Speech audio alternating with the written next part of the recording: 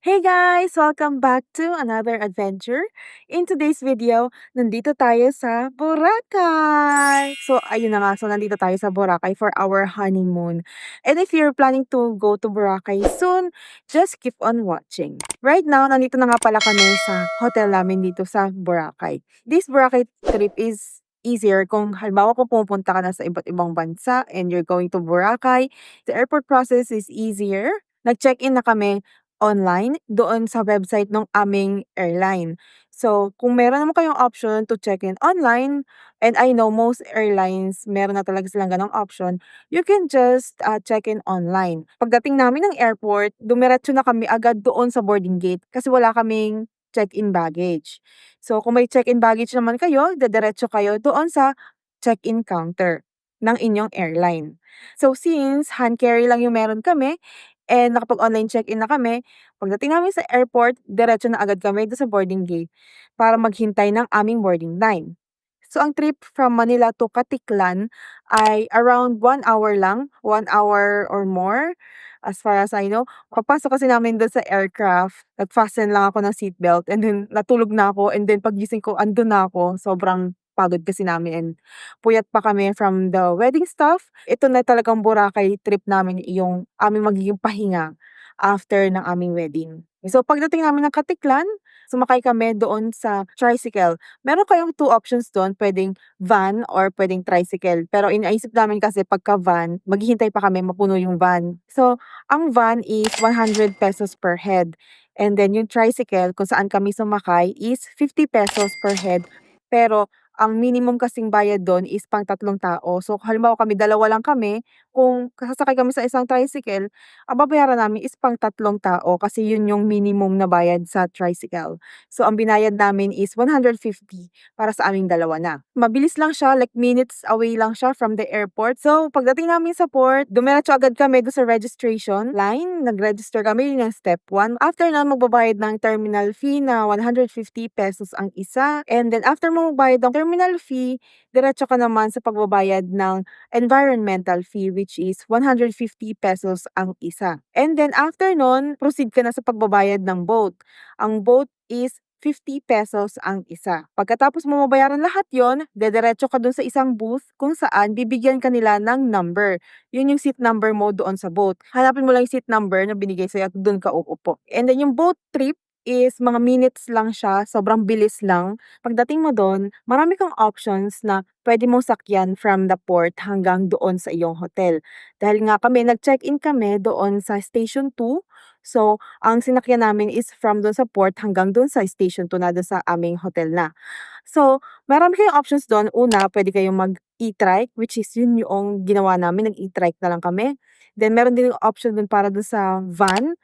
And another one is yung hop on, hop off, yun. Yung hop on, hop off, puwede kayong mag-ano dun, kumuha ng packages nila. Meron silang for a fee na 100 pesos I think, single trip lang yon. Tapos meron din silang unli ride kapag gusto niyong libutin yung Boracay, ganyan. Meron silang, sa 450 ata yun if I'm not mistaken.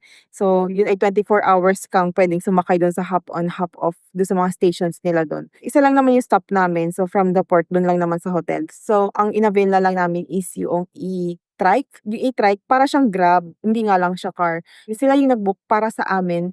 So, from there hanggang sa hotel namin sa Station 2 nasa 200 plus lang yun.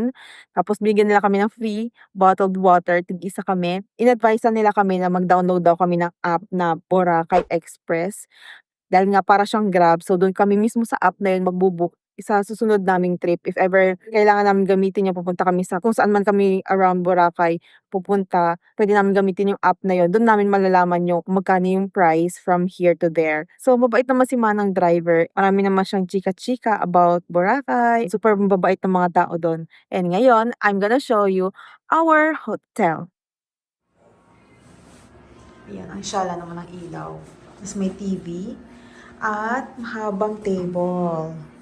I like it. Tapos may dalawa siyang power outlet. Yan, sa taas tsaka dito sa baba.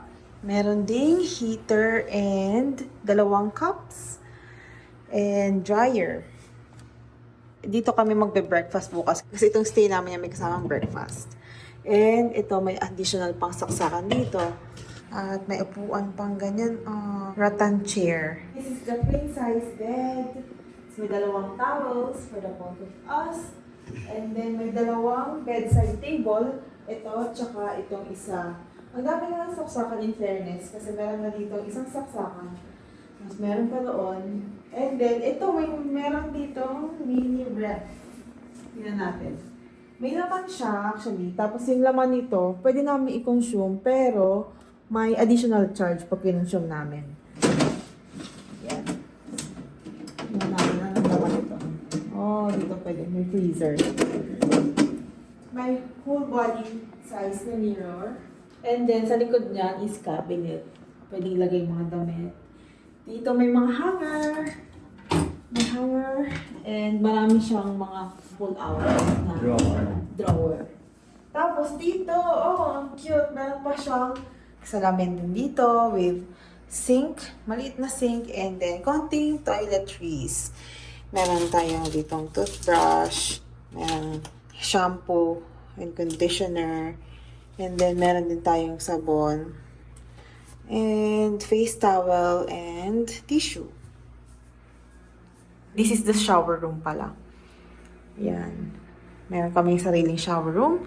And then, ito, katabi niyan is yung toilet bowl na may trash bin na din. And meron ding tissue. Tapos, may towel na din dito. And that is only for 1,200 per night. Really budget hotel. Pero tingnan nyo naman, mukha namang hindi siya budget hotel talaga. Kasi sobrang ganda niya and sobrang convenient. So far, make sure to finish this video para may idea kayo kung magkano yung magiging gastos natin sa ating water activities and ano yung must try na water activities dito sa Boracay. So for tonight, we will just walk by the seaside and magtitingin-tingin kung ano yung stores dito, makakainan. Grabe guys, ang daming stores dito and shops. Talagang mapapagastos ka talaga dito kung madali kang matempt. And we saw this halong mango. The ice cream looks so yummy, so we tried a smaller one to see kung masarap nga. These are the prices. Look at that. Looks so yummy. Overloaded with mangoes pa. We tried this one and here's my reaction. Sarap! Super sarap niya guys. Ito yung tipong babalik-balikan mo talaga. So this is 1,000 over 10 for me. Lasang-lasa mo talaga yung mango. Saktong tamis kaya kahit si hubby na hindi mahilig sa ice cream ay napakain din. Pero dahil hindi pa kami nagdi-dinner, hindi na kami bumili ng isa pa. After that, nag-grocery lang kami ng pang-snack since we will be staying for a week here. For our day 2, we started our day taking our free breakfast. We both got silog since yun lang ang available silog and hubby got coffee and I got juice. The food was delicious, malambot ang tocino, the coffee was good din, you can ask creamer, and juice was so-so. So overall experience was 9 out of 10 for me. As night people and takot masunog ng araw, arte, ba't nga ba nag-beach pa kami? Anyway, hapon na kami lumabas para masaksihan ang sunset and hindi kami nagsisi kasi super ganda at peaceful ng sunset dito sa Boracay. Sunset is almost over and hanapin naman natin yung anong pangalan ng kakainan natin? Kolay Mangyan? Kolay Mangyan. Recommended by a friend. Tingnan natin. Yes. Let's go!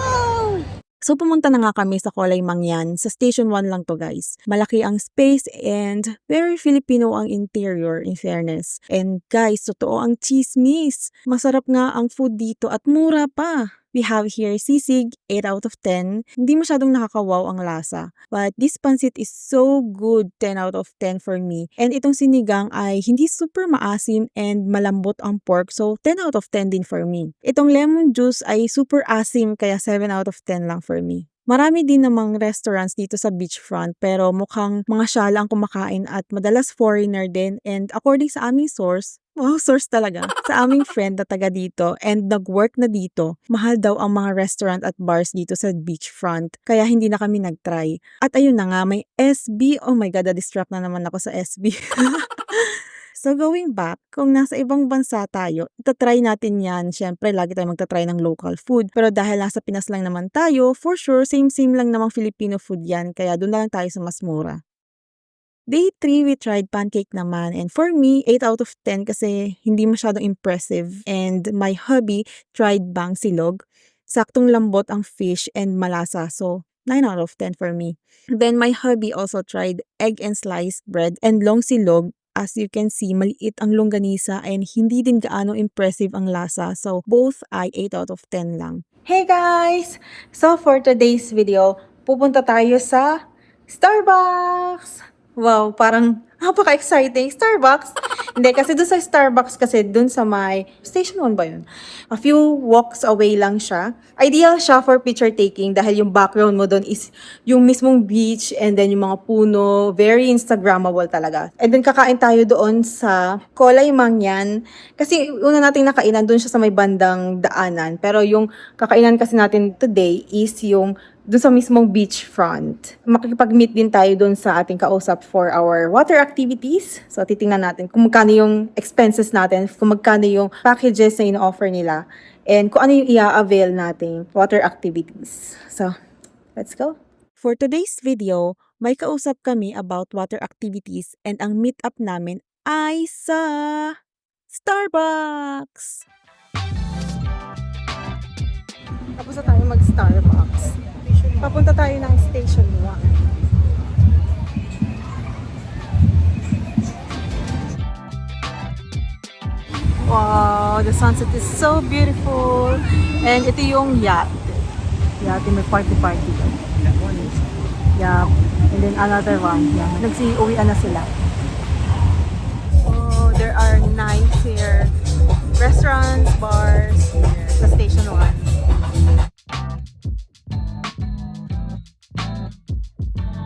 Let's try and eat there sa Kolay Mangyan.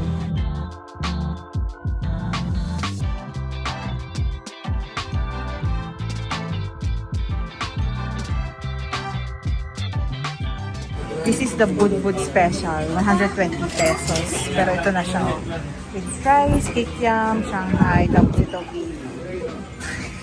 beef and pork. Tapos this one is the Budbud all in. Ano lang siya.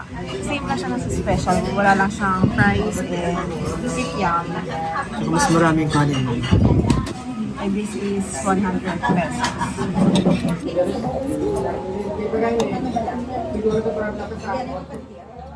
Ang sarap niya guys. Imagine for 120 pesos meron ka ng ganito kasarap na meal. It's definitely 10 out of 10 for me. Day 4, we started our day taking our breakfast and for today, we both chose bang silog. Still 9 out of 10 pa rin. Wow, consistent. Pagpasensyahan nyo na ang itsura ko dyan. Maliligo kasi kami sa dagat for today so woke up like this muna yarn.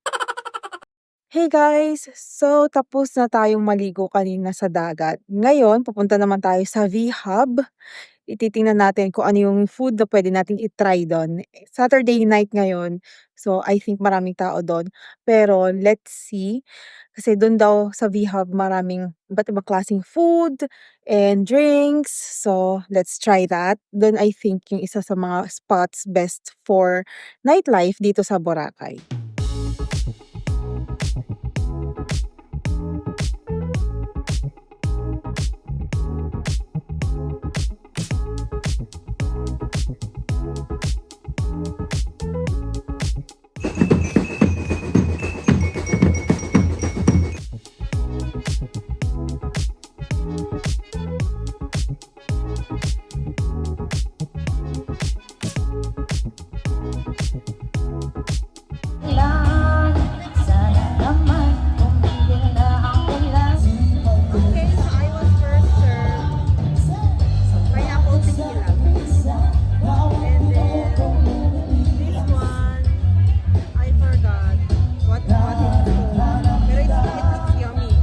This is one of the best budol dito sa Boracay, guys. Sobrang sarap. 10 out of 10. This pineapple tequila is 7 out of 10 lang for me. Hindi ko nga man lang nakalahati yan. You see, guys. Sa 280 niya, ang dami ng shrimp. Diba? Hindi ka nalugi. We also have here sisig. This is already included in the bucket. So, for 600 pesos, meron ka nang iinumin and may pulutan ka na din.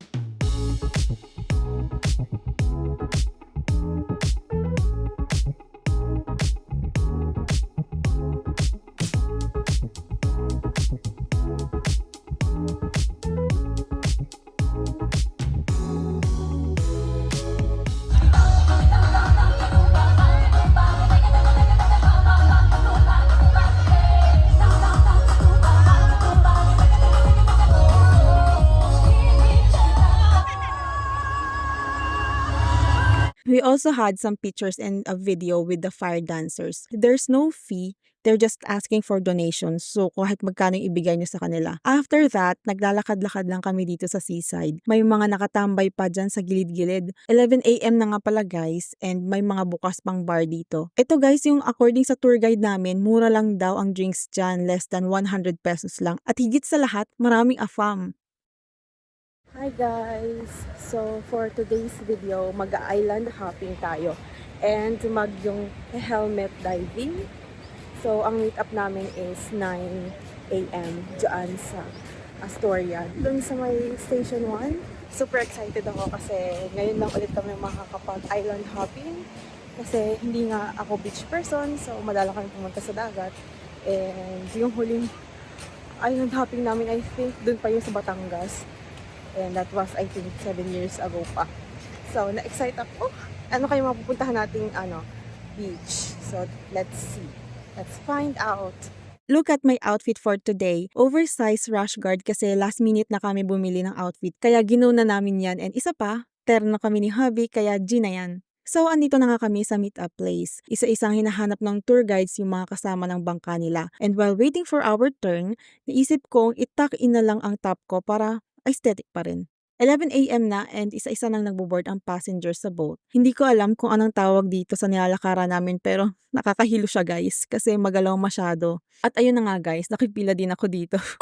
Naligaw agad. Wala pa kasi ang aming tour guide, hindi namin sure kung makakasama ba siya pero hinabili naman niya kami sa tour guides na kasama namin sa boat. Ang dami pala namin kasama but malaki naman at spacious ang boat so goods pa rin. And look, andito pala ang aming tour guide. Nauna pa sa amin. Video muna bago sumuka. Yes, sumuka ako guys. Nakakahilo kasi talaga. Para akong sumakay sa Anchors Away, yung sa EK. Dinuduyan-duyan ka, ganon. Sabayan pa ng sobrang lakas na alon kaya di kami nakadaan sa Crocodile Island kasi malakas daw ang current. Sayang. And then tumigil na lang kami dito sa part na to para sa gustong mag-snorkeling. 100 pesos lang and they will provide the goggles na. Pero hindi kami nakapag-snorkeling kasi hindi pa nga ako makamove on sa pagsuka. Kakatapos ko lang sumuka dyan. Nandito na kami sa Crystal. So, 300 per person ang entrance fee. Pero hindi kami papasok. So, fruit shake lang kami dyan sa tabi habang naghihintay doon sa mga pumasok sa loob. Ang meron kasi dyan is yung parang mga rock formation. So if you're fan of it, then go. You can enter there. Pero hindi kami masyadong fan. So magstay na lang kami, maghintay na lang kami dito.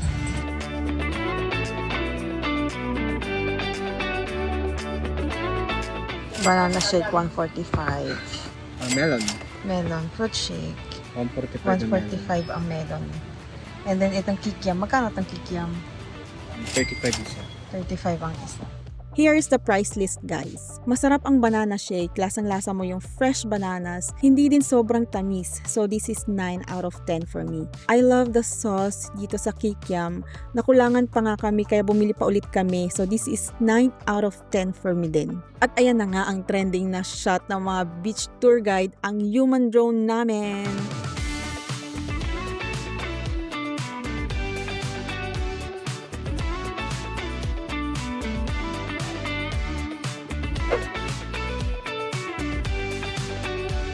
Touchdown. Ano daw? Tabon. Tabon. Tabon. We're gonna take our lunch here. Itong island hopping nga pala na kinuha namin ay 900 pesos per pax and may kasama na siyang buffet lunch. This is our tour guide nga pala, si Don. Hindi na namin siya formally na ipakilala kasi masyadong madaldal. Hindi na ubusan ng kwento and super mabait at maasikaso kaya highly recommended. I have here shrimp, vegetables, barbecue, pork barbecue, chicken barbecue, and seashell. Hindi ko alam kung anong tawag dito.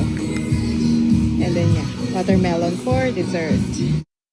Ang juicy nitong shrimp, sobrang sarap. I also love this pork barbecue. Malasa and hindi tinipid sa marinated sauce. This seashell is so good as well. May nakakagat nga lang akong shell. Pero overall experience, 10 out of 10. Super nabusog kami. After taking lunch, we went straight ahead to Puka Beach. So, nandito na kami sa Puka Beach. And ang mga pwedeng gawin dito, pwede mo tayo dito mag-swimming, pwedeng mag-kayak, pwedeng mag-picture-picture dun sa castle dyan.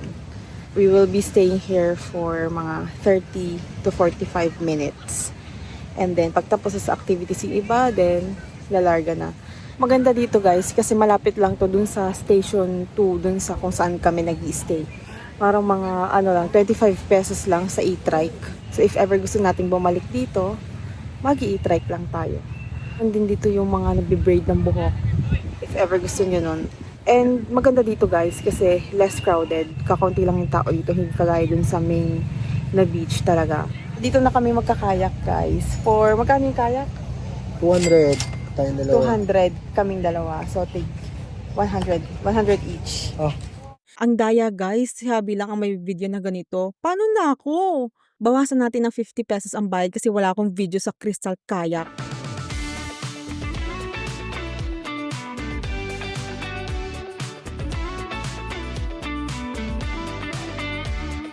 So, pabalik na kami sa boat para sa aming next destination. Lumipat kami sa high-speed boat na maghahatid sa amin sa helmet diving area. Andito na kami sa helmet diving area kung saan maghihintay kami ng turn namin. Binigyan na kami ng queue number namin. And while waiting sa aming turn, may brief instructions and reminders ang guides para sa mag-helmet diving. That includes yung size ng helmet, yung weight, and what you should expect underwater. Hindi ka magpapanik at kakabahan masyado guys. May minimum number of person ang pwedeng mag-helmet diving sabay-sabay. So in our case, 5 kami. 1.5 nga pala ito per person guys. Pero syempre, depende pa rin ang rates sa makukuha yung tour guide. So nauna na si Hubby bumaba. And bago pa nga bumaba, may pa-reminder pa yan sa akin. Mami, dahan-dahan ka dito nga. Padulas. Kahit siya nang bababa, ako pa rin ang iniisip. Aww. Then my turn. Kabado pa ako niyan pagbaba. 12 meters lang naman ang lalim niyan guys. And as you can see, nilalagyan nila ng parang sabon na bumubula ang helmet. I forgot the purpose niyan. If anyone knows, please comment down below. Ipaalala nyo sa akin guys. And pagbaba ko nga, may sumalubong na sa akin sa baba. Bale, 2 silang guide sa baba. Isang nagpipicture at isang nag-a-assist. Yung nagpipicture, may dala na siyang food. Papakainin niya yung fish sa harap namin para magsipuntahan sila sa harap at mapicturean at mavideohan. You can stay there as long as 30 minutes. Pero kami, nung matapos na kami mapicturean at mavideohan, umakyat na kami sa taas. If I were to rate my experience, mga 7 out of 10 lang kasi parang bumaba lang kami doon para magpa-video at magpa-picture. Walang masyadong ganap sa baba. Wala din masyadong fish. And mabigat ang helmet, mga nasa 27 kilograms ang totoong bigat niya. Pero pagdating sa ilalim ng dagat, mga 1 to 2 kilos na lang. Pero still, mabigat pa rin. Si Hubby daw, sumakit ang tenga niya. Yung parang pressure pag sumasakay ka sa airplane and sa elevator, pag mataas masyado yung floor na pupuntahan mo, ganon. Pero sa akin, wala naman akong na-feel na ganon. Hindi lang masyadong nakapag-enjoy kasi ang hirap gumalaw. Still, glad for a unique experience. After that, makukuha mo na agad yung pictures and videos mo kung may iPhone ka kasi they use USB Type-C. Kung wala naman, makukuha mo pa rin ang files mo via Google Drive link. And the camera that they use for taking these photos and video ay GoPro. Today, pupunta tayo sa party yacht. Di ba naka-white ka na? Naka-white din ako. Kasi kailangan daw naka-white para magandang tingnan. Let's go! Here's my outfit for today. 4 PM ang departure ng yacht, kaya nag-board na kami agad pagdating namin dito. Pagdating namin, madami ng tao sa loob. So umakyat agad kami sa taas para doon humanap ng pwesto. At ito na nga ang kasabay naming yacht. 4 PM to 6 PM nga pala itong party yacht. For the rate, 1,500 per pax din ito and good for 2 hours stay kasama na ang only drinks and snacks. Dito kami galing kanina. Dito kami naglakad. Papasok sa yacht. This is the other yacht. Finally, umalis na ang yacht papuntang laot. This took mga 15 minutes long and yun yung time namin para mag-picture taking at mag-enjoy lang sa trip. Let's now go downstairs to see what people are doing. I guess kaunti lang ang tao dito sa baba kasi halos lahat nasa taas dahil mas maganda ang view. Pero maganda sa baba for picture taking lalo na sa harap mismo ng yacht. Nasa baba din ang staff nila na pwede mo pakisuyuan magpa-picture. But take note, they're expecting a tip. Nang tumigil kami sa laot, they allowed people kung sino man ang gusto mag-snorkeling, mag-kayak, and mag-high jump. Then, they let us take our snack. We just have to queue. This is just a light snack, so don't expect too much. Pero unlimited naman, so pwede pumila ulit. Dito kami pumwesto sa taas, nakaka-relax kasi kumain while watching the view. Here we have yellow watermelon and parang maling itong kasama. Not sure kung anong tawag dyan. Spaghetti, pineapple, biscuit, and sliced pizza. For the drinks, we have wine and the other one is juice siya na may halong alak din. 2 options lang yung drinks nila so we tried both. Now, let's start the party!